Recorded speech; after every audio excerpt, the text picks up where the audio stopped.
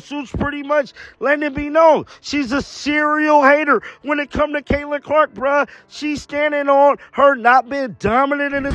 All we do is have fun. With Caitlin Clark, who never takes anything serious, like I tell people all the time, she's really a kid at heart. Remember when Sheryl Swoopes said Caitlin Clark was causing drama in the Fever's locker room? Well, Erica Wheeler just dropped a truth bomb that's shaking up the WNBA. Want to know what's really going down with Clark and her teammates? Although Swoopes presents a disorganized image, one actual participant in the locker room has a different perspective. Erica Wheeler will soon reveal the true nature of the Fever. A plot twist. Are you ready for it? Now enter Erica Wheeler, a WNBA veteran and Clark's colleague. This isn't just any old athlete speaking up. Wheeler has the authority to correct the record. And believe me when I say that what she's stating diverges greatly from Swoopes' assertions. Wheeler's opening remarks regarding Clark? Imagine if she didn't allow me to de-escalate situations. It would be even more bad. Hold on, what? This rookie doesn't seem like the drama queen we've been hearing about. Clark seems to be genuinely contributing to maintaining decorum in the locker room. But that's only the start. Wheeler's depiction of the Fever's situation is quite different. She is discussing the significance of having fun and maintaining a lighthearted attitude, particularly in light of the external pressures. The outside world was really trying to get inside this building. We just didn't let it, Wheeler claims. Consider that for a moment. Wheeler describes a team that is sticking together and not allowing the noise get to them, in contrast to everyone else who has been talking about drama and stress. That is very different from colleagues fighting for attention and wanting to go. What then is actually happening in the locker room of the Fever? Is Wheeler providing us with the true inside scoop? Or is it the disorderly jumble Swoopes described?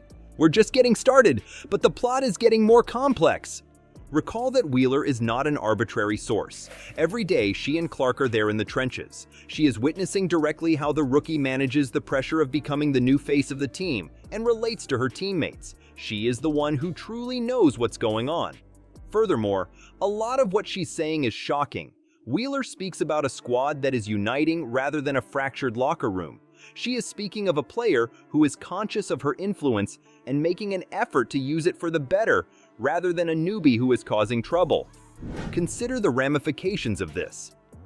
All this talk of tension in the Fever's locker room may be highly exaggerated if Wheeler is speaking the truth. And why wouldn't she?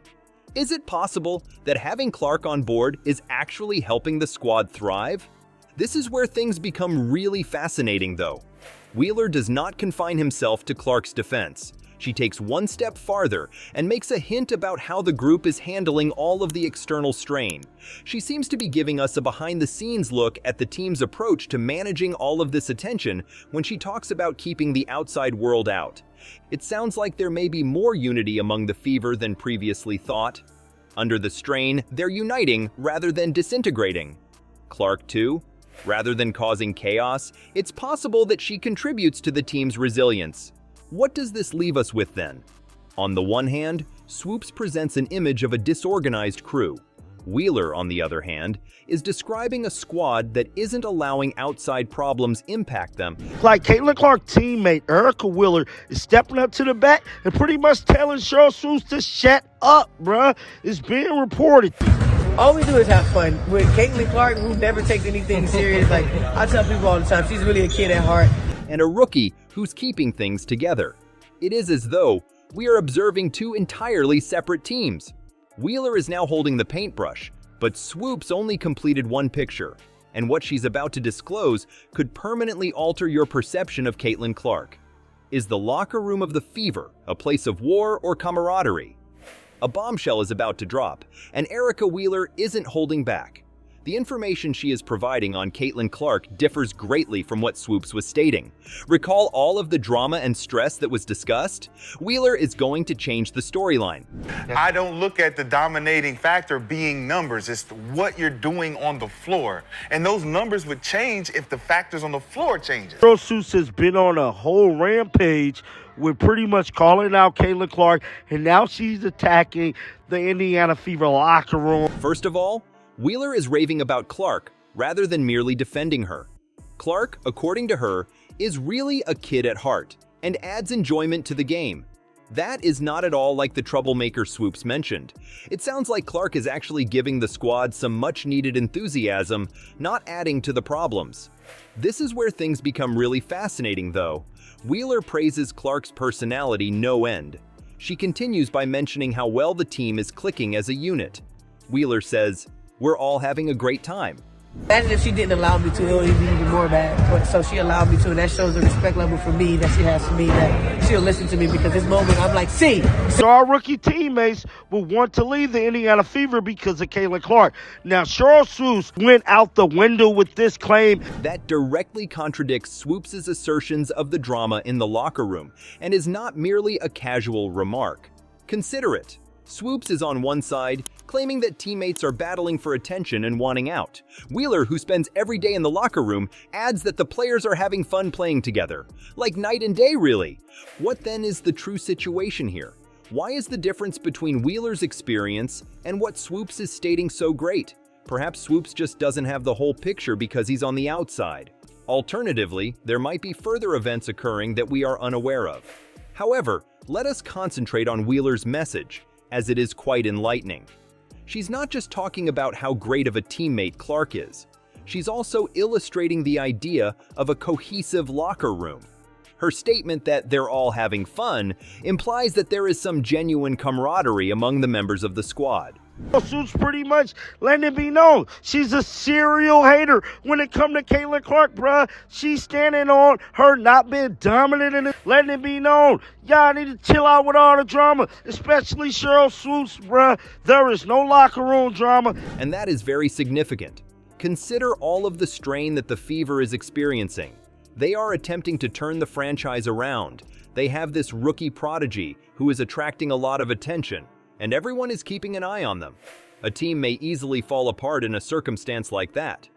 Wheeler, meanwhile, asserts that's not at all the case. Rather, it seems as though they are making use of all that external pressure to strengthen their bond. She goes on to say that they forbid anybody from the outside world from entering their building. Over a recent interview she did earlier today, pretty much calling out Sheryl Swoopes and putting everything she said to bed. That right there is some real teamwork. What does this all mean for the Fever then? We might be looking at a team that is far stronger than everyone expected, if Wheeler is being honest. And why wouldn't she? Under the strain, they're uniting rather than disintegrating. Clark, too? Rather than causing chaos, it's possible that she contributes to the team's resilience. Wheeler seems to be revealing the true nature of the proceedings behind the scenes by drawing back the curtain. And what we're witnessing is a group that thrives under duress, rather than just getting by. They're not letting the outside noise bother them. They're remaining together, and they're having fun. Do you believe Caitlin Clark is the only subject of this drama? This narrative is on a whole other level. The Fever are upending the whole Women's National Basketball Association, WNBA, not just in Indiana. We're discussing parallels between LeBron James and Patrick Mahomes. That is a lot of hype. Enormous pressure, however, accompanies enormous hype.